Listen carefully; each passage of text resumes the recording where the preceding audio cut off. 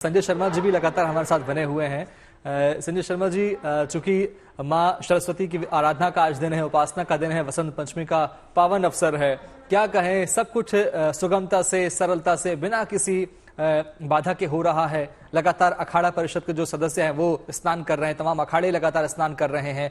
क्या जैसा कि अभी आप पहले कह भी रहे थे कि जहां विद्या होती है, जहां ज्ञान होता है, वहां सफलता होती है। माँ शारदा का ही आशीर्वाद माने इसे। जी बिल्कुल, बहुत अच्छा शब्द इस्तेमाल किया है। कहते हैं कि गंगा, यमुना, सरस्वती, गोदावरी, नर्मदा, कावेरी, सिंधु, सरयू, जो हमारी पवित्र नदियां हैं, उनके नाम भी, आप सरस्वती का जो नाम है वो विद्या की ही देवी है।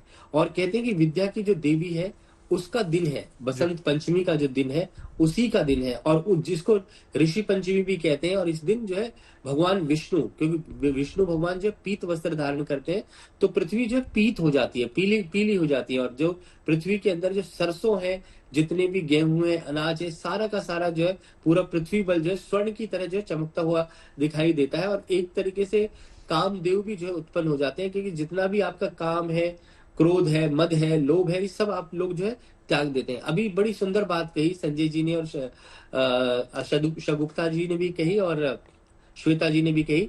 अगर अभी हमने बात की कि जल, आप देखें कि जितने भी नागा साधु हैं, जो भी वहां पे गया है, जल में सबसे पहले जल में स्नान करते हैं, क्योंकि पांचों तत्वों का मिश्रण जो है वो जल के अंदर है। क्योंकि जल से ही प्रकृति का जो है उत्पन्नता होती है।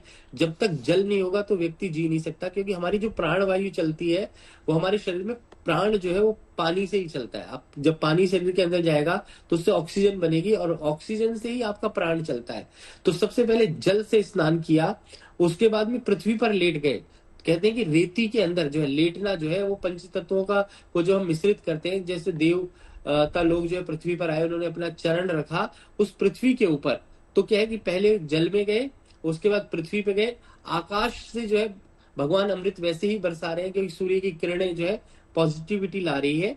उसके बाद में जो है जल, पृथ्वी, आकाश, भूमि और नीर, ये सब जो है पांचों तत्व जो है उनके मिश्रण को जो है नागा साधु या जो भी पृथ्वी पर है वो अमृत के रूप में जो है ग्रहण कर रहे हैं। तो ये एक अमृत का जो दिवस है हम जो मना रहे हैं, कि गुरु, उन्होंने कहा कि गुरु जो है इस वक्त जो है वृषभ राशि में, वृषभ के जो गुरु हैं, और जो है गुरु जो है सात्विक ग्रह है, पर शुक्र की राशि में है। तो इस वजह से जो है महाकुंभ का योग बन रहा है। शनि स्वग्रही है, तो सारे ग्रहों की स्थिति इतनी अनुकूल है। अभी मंगल नीच में थे, वो भी परिवर्तित होकर के मिथुन राशि में आ गए। तो जब प्रकृति के अंदर इस प्रकार के जब योग बनते हैं तो पूरी प्रकृति में अमृतत्व हो जाता है। आप देखें प्रयाग में अमृतत्व की भावना है, तभी पूरा ब्रह्मांड के 50-60 करोड़ लोग जो है वहां जाने के लिए उत्सुक हो रहे हैं और पहुंच रहे हैं। तो क्या है कि ये सब जो है प्रकृति की लीला होती है। और वहां पर ऐसा 144 साल बाद जो हो रहा है, उसको जो जिसने, कहते हैं कि जिसने उस धरती को छू लिया या उस जल से स्नान कर लिया, उन किरणों को छू लिया या उस जल से स्नान कर लिया, तो उसका अमृतत्व की उसको वैसे ही प्राप्ति हो जाएगी।